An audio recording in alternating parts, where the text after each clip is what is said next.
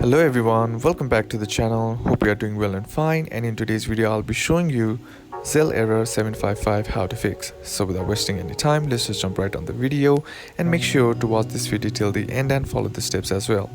So the first thing that you need to do is head over to your browser, and then on the search bar simply type in downdetector.com and then check to see if the Zelle server is operating properly or not.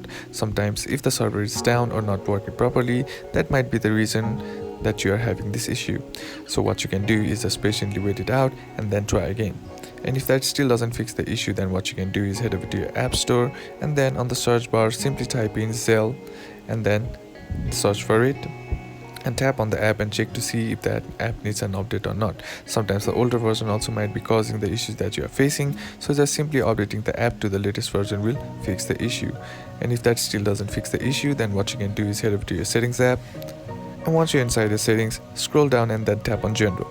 Inside general, tap on iPhone storage, and inside iPhone storage all you gotta do is scroll down until you find the Zelle app and then tap on it.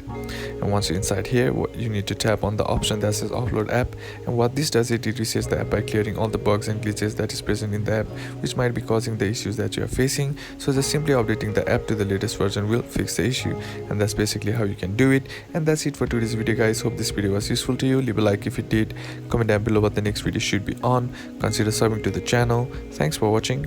Bye bye.